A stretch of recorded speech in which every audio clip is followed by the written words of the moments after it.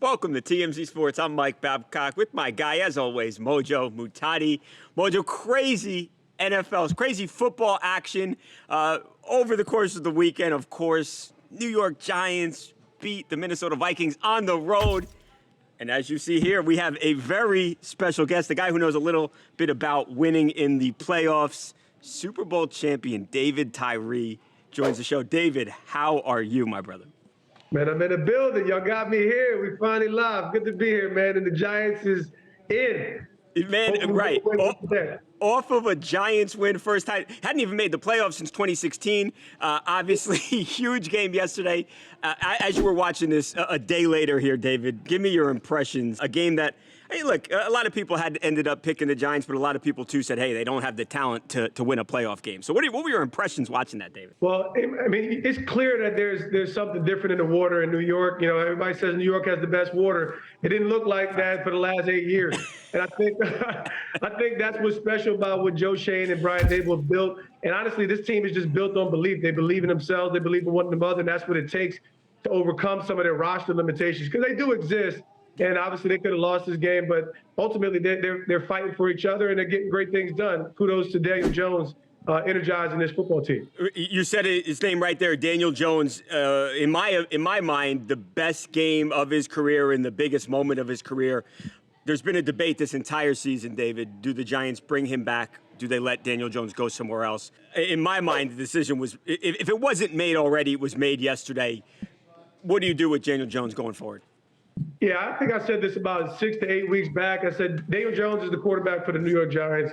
Tweeted it out. It just you don't allow gold to walk out the building for the potential of platinum, right? It's just like you just don't do that. And I think the price is what matters the most, right? To some extent, we're not going to sit up here and say he deserves the Deshaun Watson money, but he deserves that full-blown opportunity to represent this organization in the same manner that he did this year. He's earned the right. He's been dominant. He's been consistent. He's limited turnovers. He's done everything that you could ask a quarterback to do. And he's got the right temperament in the New York City market. You know what it takes to win a Super Bowl. Not saying it's going to happen this year. I just don't think they have the roster for that yet.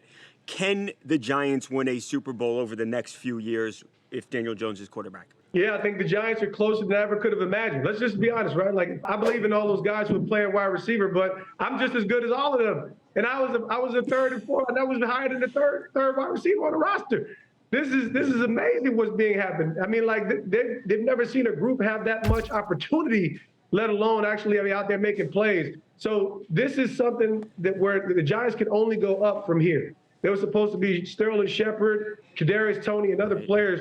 They don't even really have a certified roster at the position, along with their offensive line is ahead of schedule. So they're going to be able to have some salary cap, be able to make some good moves in the market in the offseason. But obviously, they have to sign those centerpieces like Saquon, Daniel Jones, and Dexter Lawrence. One more for you, David, then Mojo, go ahead. You know you've went into Philly so many times, David, and you've played the Eagles. There was a period this season where the Eagles were probably the best team in the NFL. They haven't looked great the last couple of weeks. How do they go in there? It's going to be hostile. How do you go in there against a team who has more talent than you and actually beat the Eagles? Yeah, the Giants, the good thing is they've already won their season, right? We're at the Super Bowl of expectations, right? Like, from expectations to where they are, they've won. So they're in the best position, and they have everything to gain. I think the Eagles have everything to prove. They had a tough time beating the Giants' second string. And that goes into your mental framework. Even though Jalen Hurts is going to be back, he should be a little better, knocking off that rust. And then maybe this rest doesn't work to their advantage. And so this is another great setup for this New York Giant football team, rolling, hitting on all cylinders. Their quarterback playing amazing football. And the bottom line is supernatural things happen when you believe. I'm obviously evidence of that myself. You touched on this a little bit earlier. You play all season, you fight all season to have that first week bye, having that week off. That's what I keep coming back to with how the Eagles kind of finished the season out, where they started. You think that works against them? You think that works for them? How do you see that factoring into this matchup in particular, especially after a Giants win like that? Yeah, they're riding on synergy, energy. The gas tank is full, and I can't perceive the same things coming out of Philadelphia. And like I said, they got the win that they needed to get against the Giants. to end the season, but it wasn't convincing, and Jalen Hurts looked like he was coming off an injury. Does the rest help? I personally don't think it helps the Eagles. And do they have the better team? Yeah, they got the better receivers. Yeah, they got better weapons. They're a better built team. But the Giants, like I said, they match up very well, and they're healthier than they've ever been. The biggest enemy to the Giants' success this year was their injuries. Dory Jackson's back. You got Feliciano back in the offensive line. So there's great prospects for this sneaky Giants football team to sneak up and get another upset. Dave, I could ask you about the Giants all day. Let me hit you with one more before we move on and talk about some of the other games. Brian Daboll, he's probably going to win Coach of the Year. I think he definitely should win Coach of the Year. This team, essentially the same team, same roster, won 4 games last year. Not to crap on Joe Judge, but how do you talk about how do you describe the job that he has done with this squad and taking this roster and completely transforming this team?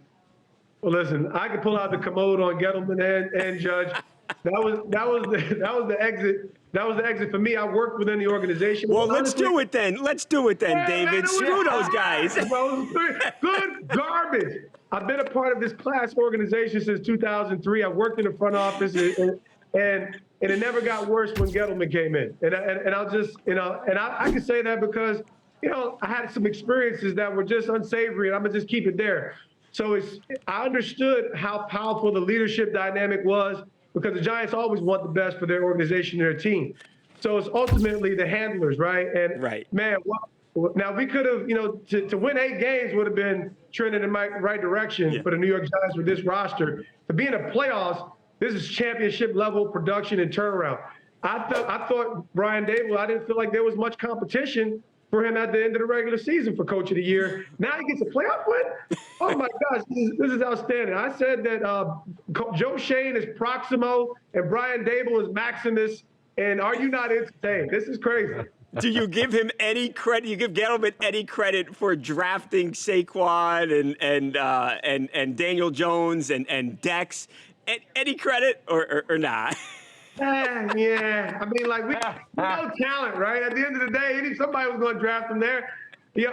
So yeah, I mean, for the sake of the fact that maybe he's not the worst human being in the world, and the fact that he is a solid talent evaluator, we got to give the man some credit. But yeah, I mean, the first 2 years, he brought in free agents. They were all out. He signed Nate Solder. I mean, I love Nate.